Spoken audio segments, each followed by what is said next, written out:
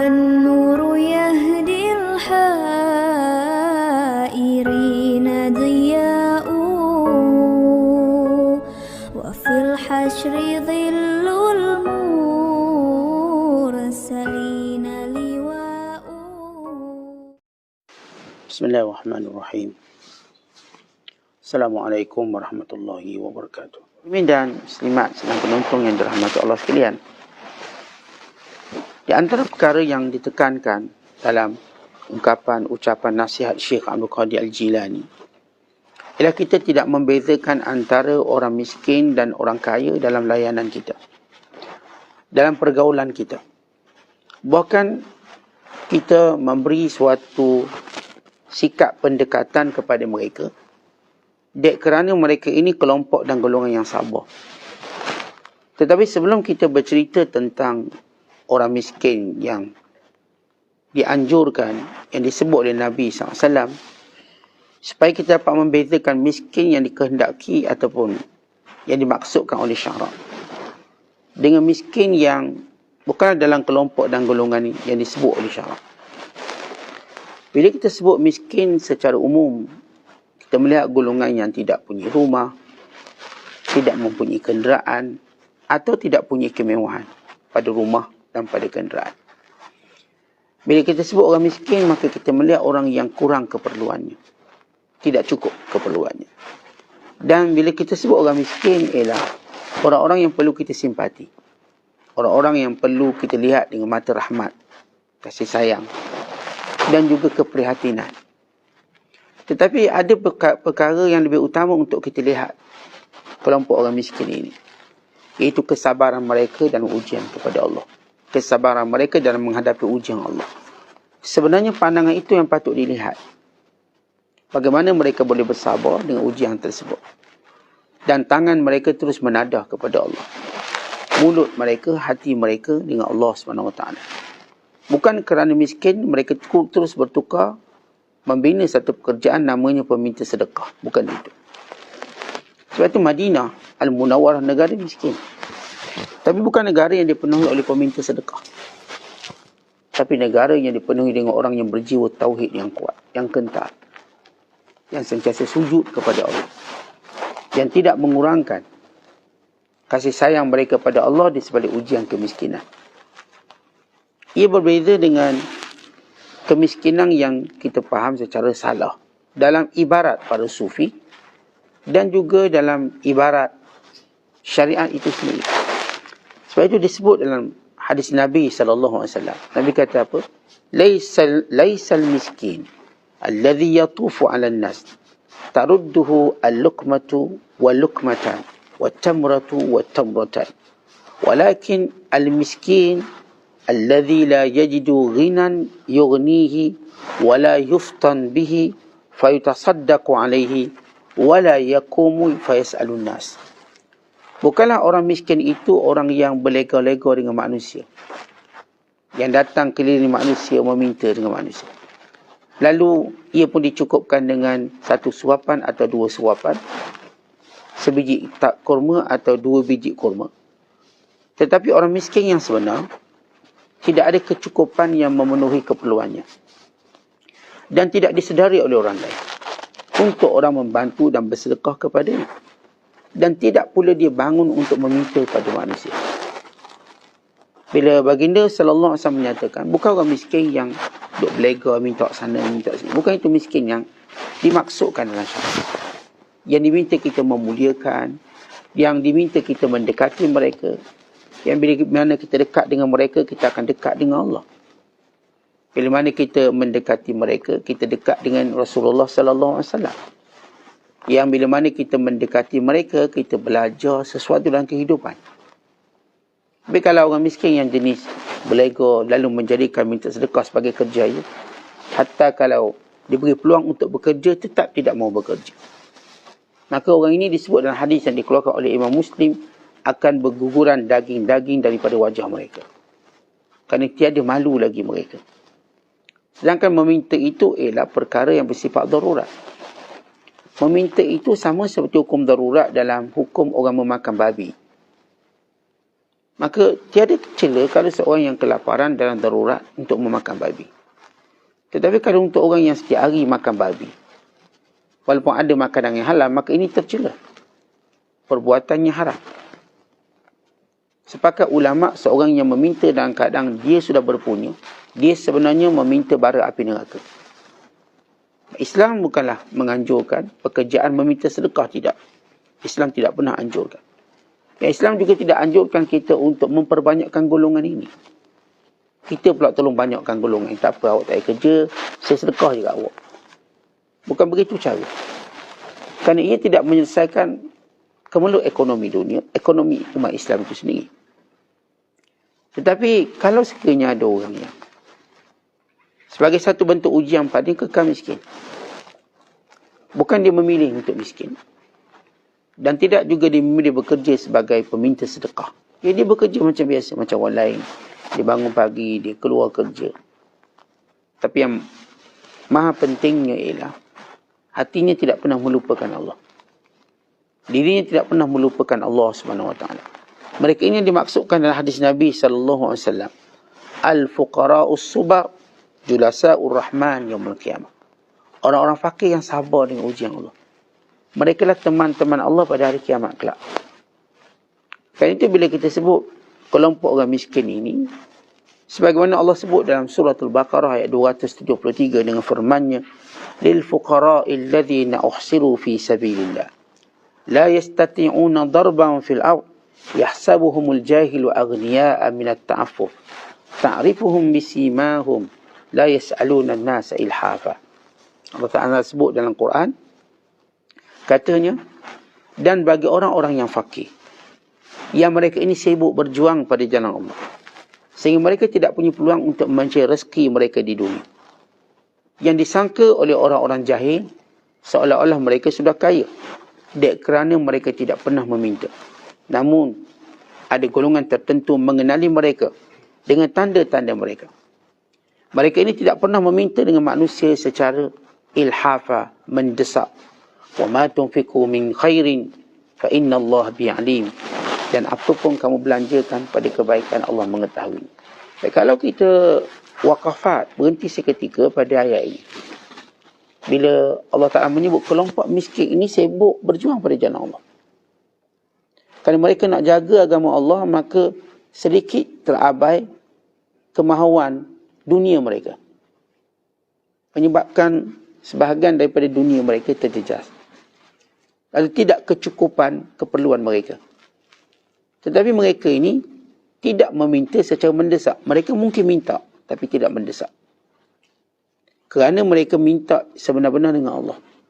Ini yang Nabi ajar akidah kepada Abdullah bin Abbas dan kepada kita semua. Wa iza sa'alta fas'alillah. Bila minta dengan Allah. Hatta kita mengajar anak kita meyakini bahawa yang memberi rezeki itu Allah, bukan kita. Kita ayah tak ajar anak-anak kita, tak apa. Ayah ada duit, ayah bagi duit. Bukan.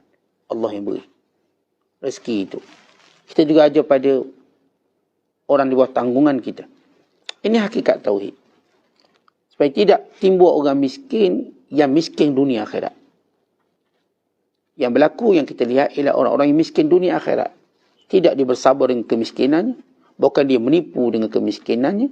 Bukan dia mengambil kesempatan dengan kemiskinannya. Bukan dia mengabaikan perintah Allah Ta'ala dengan kemiskinannya. Bukan dia menjauhi perkara-perkara ukhrawinya yang menjadi punca kebahagiaannya. Maka ini disebut miskin dunia akhirat. Bukan miskin ini yang disebut oleh Nabi SAW.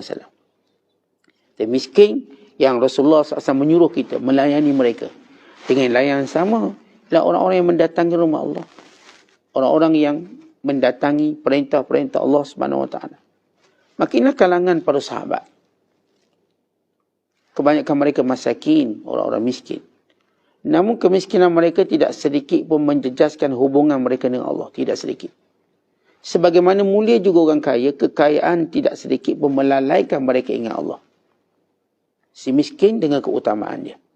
Si kaya dengan kemuliaan dan keutamaannya. Keduanya ini bertemu pada satu titik. Iaitu pengabdian pada Allah. Itulah perlombaan yang berlaku pada zaman baginda sallallahu alaihi wasallam. Orang kaya bukan berlomba kaya dia. Tapi berlomba untuk dekat dengan Allah dengan kekayaannya. orang miskin bukan berlomba dengan kemiskinannya untuk meraih simpati manusia.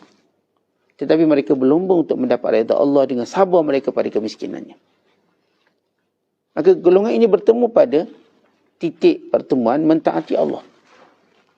Tetapi hari ini kita berpisah. Orang miskin terpisah daripada ketaatan pada Allah. Dek kelalaian. Orang miskin juga terpisah daripada ketaatan pada Allah. Dek tak sabar dengan kemiskinan. Akhirnya kedua golongan tidak bertemu. Tidak bertemu. Kalaupun dibantu, kerana bimbang dicela. Dibantu kerana bimbang dicela. Kalaupun dibantu kerana bimbang kecaman. Bukan datang kerana cinta kepada Allah dan Rasul. Bila kita menganalisis hadis Nabi SAW, Nabi kata, Allahumma ahyini miskina, wa amitni miskina, wa ahsyungni fi zumratil masakin. Ya Allah, hidupkan aku miskin, matikan aku miskin, himpunkan aku bersama orang miskin. Kalau kita lihat hadis ini, bila baginda SAW berkata, hidupkan aku miskin, dekat para sahabat semuanya hidup miskin. Ini Uthman bin Affan, sahabat yang bernama Zubair bin Awam, Sa'ad bin Abi Waqqas, dan lain-lain sahabat yang terkenal dengan kekayaan mereka, Sa'ad bin Rabi', Abu Talha Al-Ansari. Maka bagaimana kita nak faham hadis ini? Ya Allah, hidupkan aku miskin, matikan aku miskin, kumpulkan aku bersama orang miskin. Baik, baginda SAW sebagai Nabi, Rasul dan pemimpin negara. Nabi nak beritahu kepada semua rakyat, bahkan semua umat. Maka jangan kamu bersedih dengan kemiskinanmu, kerana Nabimu bercita-cita untuk mendapatkan kemiskinan itu. Tetapi ia takdir Allah, setiap orang dengan takdirnya. Jangan kamu bersedih dengan kemiskinanmu, kerana Nabimu prihatin dengan kemiskinanmu, sehingga disebut tentang kamu. Dan jangan kamu bimbang kemiskinanmu, kerana Nabimu telah mengingatkan seluruh orang kaya supaya merahmati orang miskin. Ini dengan doanya tadi. Ya, baginda SAW menyatakan, hidupkan aku miskin, matikan aku miskin. Maka ini sebenarnya menarik simpati atau menarik perhatian semua orang-orang yang berada kaya. Dengan doa baginda SAW, supaya memberi tumpuan kepada para fakir miskin. Dan setiap bantuan, dan setiap keutamaan untuk membantu mereka. Maka ini sir, rahsia doa Nabi SAW. Dan bila sebut, ya Allah, himpunkan aku bersama kelompok fakir miskin, kerana bila Rasulullah diberitahu orang miskin, dia tidak dihisap panjang, dia tiada hartanya. Lalu dia golongan pertama masuk ke syurga. Dan dia ialah golongan yang paling ramai dalam syurga. Ittala'tu fil jannah, fara'aitu kathiran min ahli al-masakin. Aku menjenguk ke neraka, menjenguk ke syurga, dan aku melihat fara'aitu kathiran min ahliha, kebanyakan orang yang masuk dalam syurga itu ialah orang miskin, orang fakir. Bila Rasulullah SAW mendapat ilmu dan maklumat tersebut, maka Nabi nak himpun sama orang miskin supaya hisapnya ringan. Dan kita tahu Nabi tak dihisap. Nabi tak dihisap sebagaimana Rasulullah tak berdosa, tapi Nabi minta ampun dosa. Supaya kita ni ambil sesuatu. Supaya jangan kita bertemu dengan Allah membawa harta yang panjang hisapnya. Harta yang bagaimana? Harta yang syubhah. Harta yang haram. Harta yang kita tidak gunakan pada jalan yang memberi keuntungan pada kita. Oleh sebab itu, bila kita melihat, mengkaji doa Nabi SAW miskin, bukan menyuruh orang Islam kena miskin, belaka, buang harta. Bukan. Satu bentuk kasih sayang yang perlu kita tanamkan. Keprihatinan. Namun orang miskin yang benar-benar kita nak cari ialah orang miskin yang tidak menjelmakan diri mereka. Yang tidak menunjukkan. Tapi mereka perlu dibantu. Orang ni yang kalau kita bantu pahalanya amat besar. Orang ni ialah orang yang dicari, bukan orang kita jumpa secara senang. Orang miskin yang kita cari. Untuk menunjukkan keprihatinan kita. Tuan-tuan emas, dia bernilai kerana dicari. Bukan kerana kita jumpa di tepi longkang. Tidak. Kerana kita cari dia. Kita korek lubang. Kita mengayak ni. Dan terjumpa emas. Demikian orang miskin yang kita cari, kerana mereka tak mendesak minta dengan manusia. Tidak juga mereka menzahirkan kemiskinan mereka secara mudah. Kalau lihat orang yang Ada maruah tinggi dengan kemiskinannya. Bila dia susah, yang cuma tahu keluarganya. Dia mungkin cerita pada mak ayah dia, adik-beradik. Setakat tu. Tak mungkin dia akan luaskan sempadan makluman itu pada semua orang. Sebab dia ada maruah. Sebesar mana maruahnya, maka sebesar itulah sempadannya dengan manusia. Orang tak ada maruah, maka tersebar luas. Orang yang ada maruah, kena orang tertentu je tahu masalah dia. Orang tertentu. Dan kadang orang tertentu yang tahu, dia tak bergantung juga pada orang tertentu tersebut. Maka orang ni yang disebut oleh Syekh Abdul Qadir, supaya kita mendekati mereka. Supaya kita menghampiri mereka. Supaya kita memberi keutamaan pada mereka, dan setiap lebihan rezeki kita. Utamakan golongan ini. Apakah kita menolak orang miskin yang meminta-minta? Tidak. Kita juga tak menolak. Kita bercakap orang miskin yang disebut dalam makna kesufian. Orang miskin yang disebut oleh Allah dalam surah Al-Baqarah. Sibuk mereka untuk mengingati Allah sehingga mereka tidak punya masa yang banyak untuk mencari rezeki. Berbeza dengan orang yang malas cari rezeki, tidak dia sibuk dengan urusan akhirat, tidak dia sibuk dengan urusan dunia. Dia cuma sibuk dengan kemalasannya. Ada orang dia sibuk urusan dunia, pagi keluar kerja balik, dia sibuk. Maka dia tertinggal akhirat. Namun dia jauh lebih baik daripada orang yang memang tak buat apa-apa. Ada orang yang disibuk ke akhirat. Sehingga perkara-perkara duniawi mula menjadi sedikit kerana dia sibuknya. Namun dia bersabar dengan kemiskinannya. Kerana dia tahu prioriti untuk ingat Allah. Maka ini yang dimaksudkan golongan miskin ini.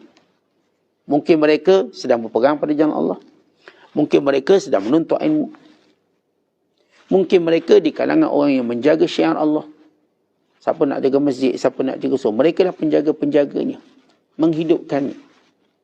Supaya tidak penduduk negeri itu dibaliki dengan kemurkaan Allah. Tetapi mereka tak punya peluang kerja macam orang lain. Masa. Maka orang-orang yang punya kemampuan kekayaan perlu melihat kelompok ini. Golongan-golongan ini. Untuk dicukupkan keperluan mereka dengan memelihara maruah mereka. Sebab mereka ni orang yang pelihara maruah. Jadi orang tak pelihara maruah, maka itu terserah keadaan dan suasana. Tapi orang yang memelihara maruah, kita tidak dibenarkan sebar kemiskinan dia. Saya bercakap pada orang yang menjaga maruah diri dia.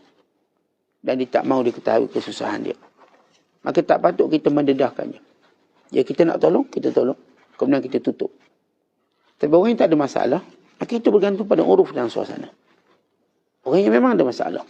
Dia tidak mungkin redha kalau kita beri bantuan lalu kita pun ambil gambar dia atau sebagainya. Dia sekali sibuk. Dia tak mungkin redha. Bahkan dia lebih memilih untuk terus kekal miskin daripada dibantu secara itu. Setengah mereka. Kan tinggi maruah mereka. Ini yang Allah Ta'ala sebut dalam Quran. Mereka ini kata Allah SWT, yahsabuhumul jahilu aghniya minat ta'afuf. Mereka terlalu menjaga maruah sehingga orang menyangka mereka kaya. Dia kaya kot, tak ada pun disebut, tak ada pun dicerita. Tapi Allah menyebut sebahagian golongan. Ta'rifuhum, tapi kamu mengenali mereka bisimahum, dengan tanda-tanda mereka. Seorang ulama ketika mana membaca ayat ini sebut, di antara sifat wali Allah, dia mengenali orang susah yang tidak dikenali oleh orang lain. Sebab dia nampak tanda kepada orang ni sesuatu yang tidak dilihat oleh orang lain. Ini orang memang bijaksana, mengenali keseorang. Macam gini tuan-tuan. Kita tengok mak kita lah. Dia tengok muka kita, tahu kita susah hati. Ya, kerana dia orang yang sentiasa melazimi kita. Dia tengok, kau ni ada masalah apa? Gaduh dengan bini ke? Kau ni gaduh dengan suami ke? Dia tengok muka tahu.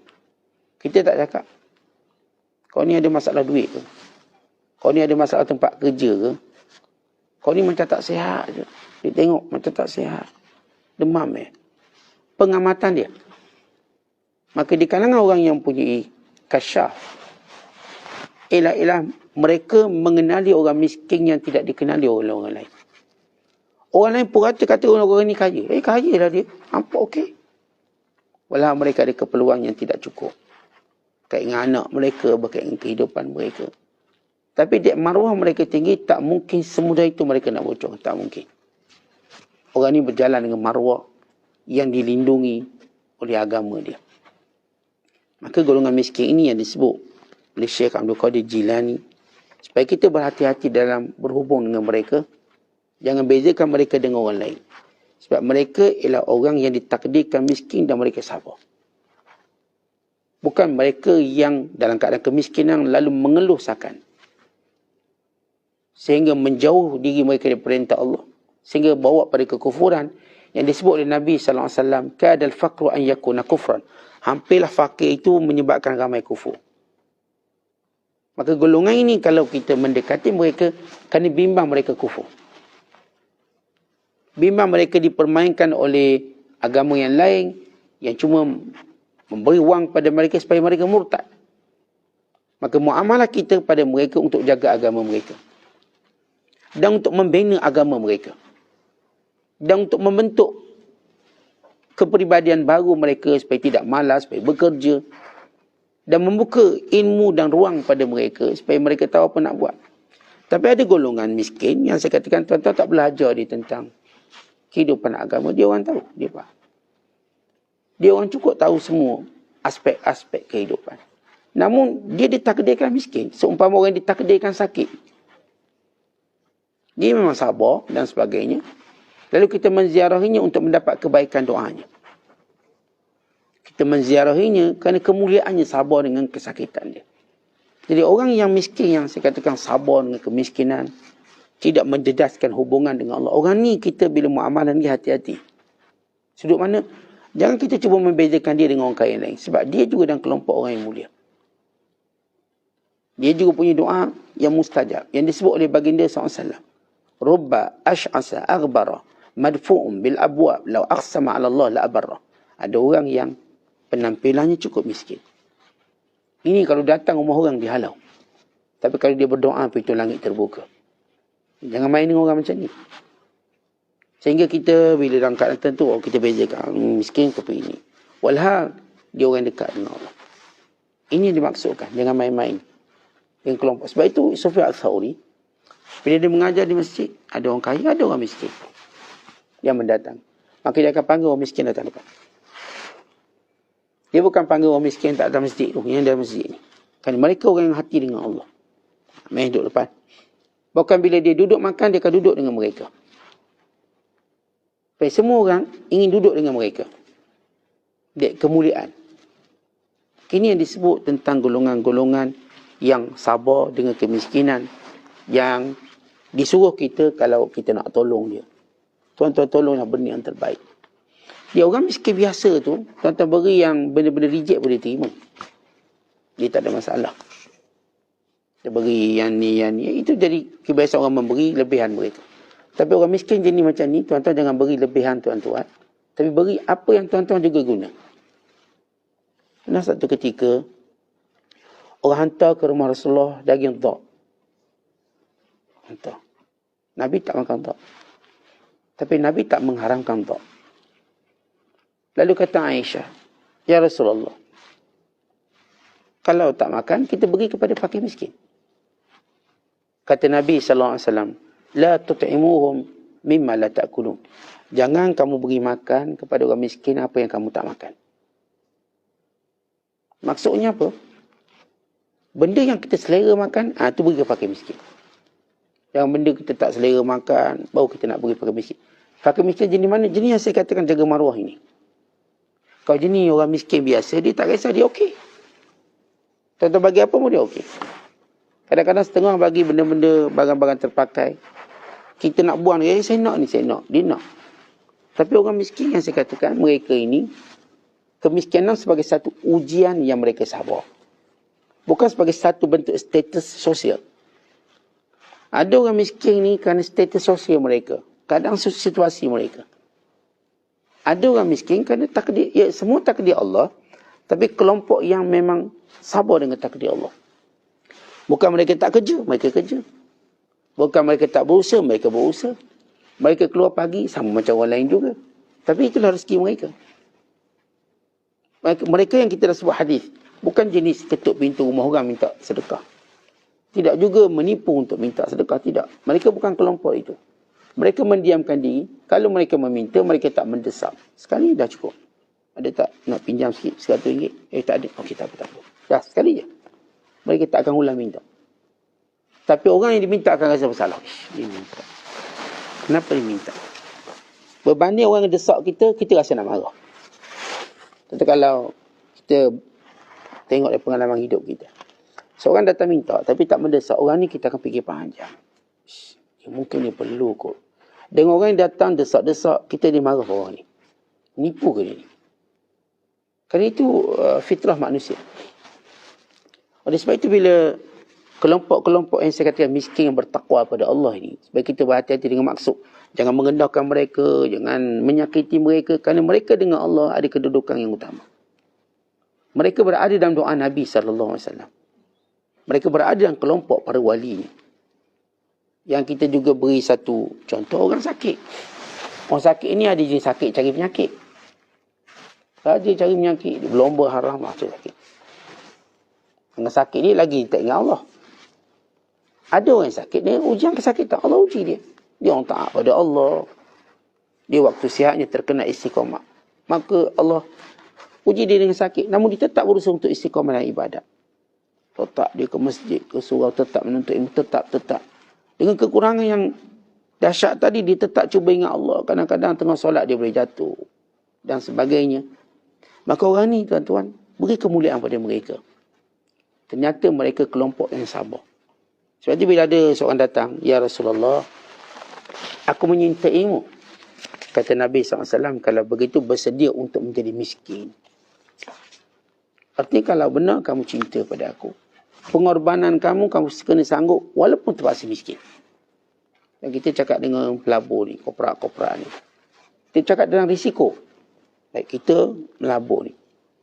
Boleh bankrupt tu kalau kita rugi. Tapi kalau kita untung, ini makan 7 keturunan. Dan kita sebut perkataan itu, bukan maksud kita akan bankrupt. Risiko. Ini pelaburannya risiko. Jadi kalau silap kita masuk jalan, memang bankrupt terus. Tapi kalau kita berjaya, untung 7 keturunan. Maka orang ni sedia maklum benda ni. Maka dia pun masuk. Dan dia berhati-hati supaya jangan silap.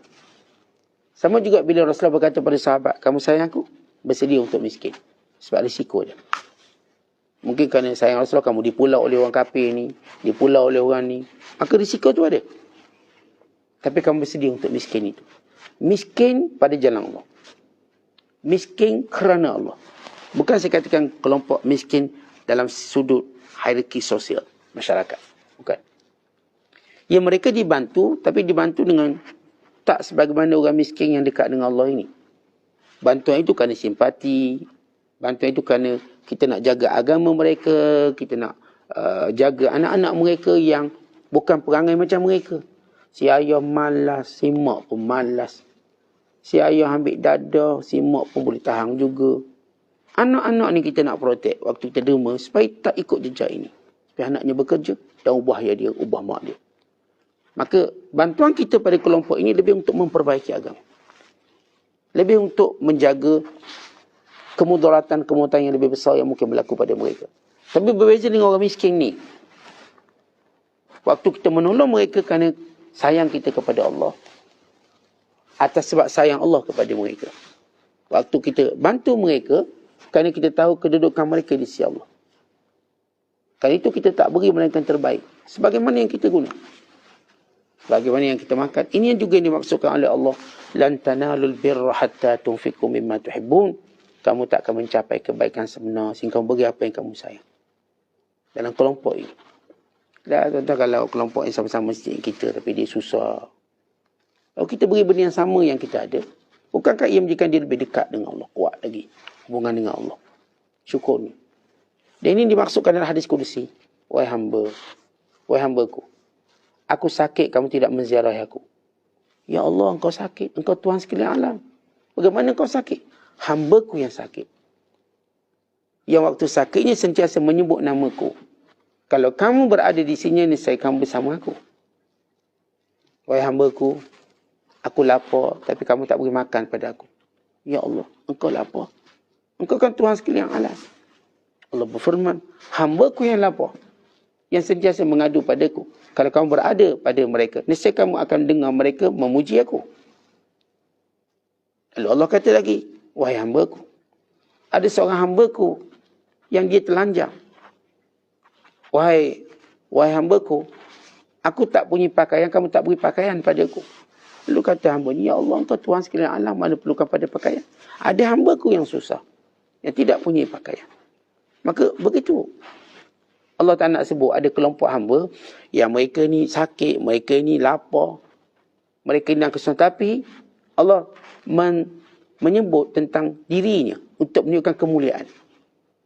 Mereka di sebalik sakit tak pernah berhenti sebut nama Allah. Mereka di sebalik lapar tak pernah berhenti sebut nama Allah. Maka orang ni bila kita tak cari mereka, tak jumpa mereka, maka Allah Ta'ala akan dakwa kita.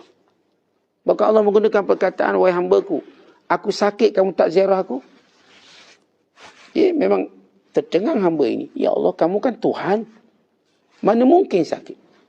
Lalu Allah berkata, hambaku tu sakit. Jadi sentiasa menyebut namaku. Kalau kamu menziarahinya, niscaya kamu dapati aku di sisinya. Rahmat aku, kasih sayangku. Dan ini disebut doa mereka mustajab. Sebagaimana doa malaikat.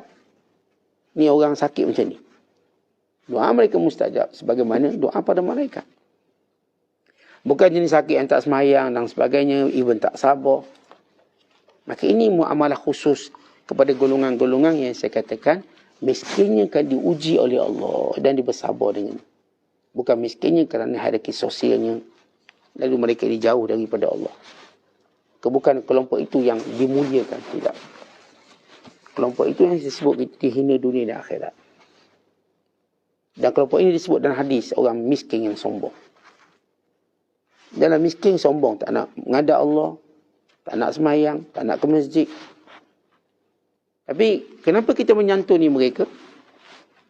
Kerana macam saya katakan tadi, menyelamatkan akidah, memenuhi keperluan mereka, untuk menjaga keturunan mereka, anak-anak mereka. Asbab-asbab lain. Namun keutamaan bercakap tentang fakir yang masuk syurga dulu sebelum orang miskin lah kelompok yang sabar. Ujian kemiskinan tidak mengurangkan hubungannya dengan Allah, bahkan lebih kuat. Kemudian Syekh Abdul Qadir Jilani setelah menyebut kelompok ini, maka beliau menyebut tentang kelompok antara menekankan akhirat atau menekankan hubungan dengan Allah. Ada kelompok yang kita katakan semua amalan kerana melihat kepada akhirat, syurga, balasan pahala. Tapi ada kelompok yang istimewa tak lihat benda tu. Bukan mereka akan meninggalkan benda tu kerana mereka nak Allah SWT. Mereka ni cinta pada Allah. Tahu analoginya mudah kalau kita nak faham tentang cinta pada Allah. Umpama kita selalu tengok cerita, dengar cerita. Seorang bila sayang pada seseorang. Katakan sebut lelaki sayang pada perempuan. Tanya dia pengorbanan apa yang sanggup dia buat. Tinggal jawatan? Ya, tinggal jawatan. Ada seorang puteri raja England. Kan dia bercinta dengan rakyat bawahan. Sedangkan peraturan di raja tak boleh kahwin dengan rakyat bawahan. Maka dia mengambil sikap lepaskan takhta dia. Untuk berkahwin dengan orang rakyat biasa. Dia sanggup lepaskan takhta. Cerita yang masyhur. Tuan-tuan lihat bila seorang tu sayang. Itu disayang orang tu. Dia sanggup hilang takhta dia. Hatta yang sanggup hilang harta pun tak apa. Yang sanggup berkorban, yang tinggal saudara tu dah biasa. Tinggal mak, tinggal ayah, tinggal saudara. Ya, geng-geng nasi lemak buah bidara ni. Yang sanggup, tak apalah tinggal saudara, tinggal semua. Kerana kasih saya turutkan. Dan itu dia kasih manusia. Apa istimewa manusia itu sampai cinta tadi dikorbankan semua? Apa istimewa? Tak banyak istimewa. Semua jadi mayat belaka. Semuanya bangkai semua. Kesudahannya berakhir. Tapi dek sayang, dia boleh tinggal semua. Bayangkan orang yang sayangkan Allah. Orang yang Allah beri cintanya pada Allah. Apa yang dia sanggup tinggalkan? Semuanya. Semuanya.